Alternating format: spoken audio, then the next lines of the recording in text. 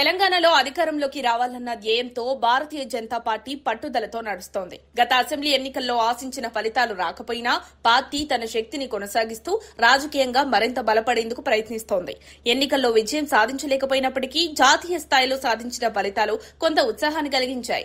తాజాగా జరిగిన ఎమ్మెల్సీ ఎన్నికల్లో కాంగ్రెస్ బీఆర్ఎస్ లకు షాక్ ఇచ్చిన కమలదళం ఇప్పుడు స్థానిక సంస్థల ఎన్నికలపై కన్నేసింది. బీజేపీ రాష్ట్రంలో ప్రజల మద్దతును సంపాదించేందుకు హిందుత్వం అనే రాజకీయ శక్తిని మరింత ముందుకు తీసుకువెళ్లాలని భావిస్తోంది. కేంద్ర ప్రభుత్వం అమలు చేస్తున్న సంక్షేమ పథకాలు, అభివృద్ది కార్యక్రమాల్ని జన జాగరణ పేరుతో ప్రజల్లోకి తీసుకువెళ్లే పనిలో బీజేపీ తలమునకలై ఉంది.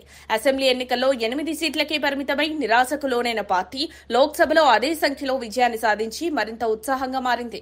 ప్రాంతీయ నేతల మధ్య లేని ఐక్యత, అంతర్గత విభేదాలు పార్టీకి పెద్ద సవాలుగా మారాయి. పార్టీ ఎదుగుదలపై ఇది ప్రతికూల ప్రభావం చూపుతుందన్న మాట వినిపిస్తోంది.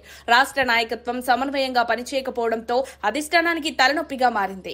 ఈ సమస్యల నుంచి బయటపడడమే ఇప్పుడు పార్టీ ముందున్న ముఖ్య సమస్య. హైదరాబాద్ మేయర్ పీఠం కోసం బీజేపీ వ్యూహాత్మకంగా అడుగులు వేస్తోంది.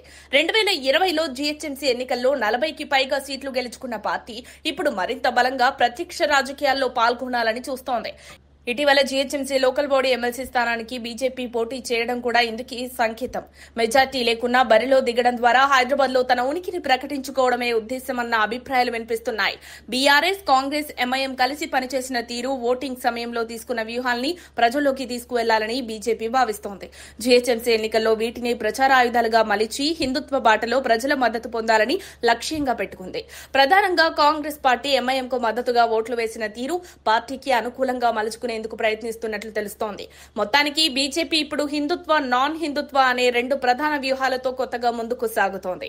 జీహెచ్ఎంసీ మేయర్ పీఠం బీజేపీకి అందని ద్రాక్షగానే మిగిలిపోతుందా లేదా ఈసారి కైవసం చేసుకుంటుందా అన్నది ఇప్పుడు రాష్ట్ర రాజకీయాల్లో హాట్ టాపిక్ గా మారింది. మరిన్ని అప్డేట్స్ కోసం మా కాయ్ టీవీని సబ్స్క్రైబ్ చేసుకోండి. మా వీడియో కనుక మీకు నచ్చినట్లయితే లైక్ చేయండి, షేర్ చేయండి. మీ విలువైన అభిప్రాయాలను కామెంట్ బాక్స్లో తెలియజేయండి.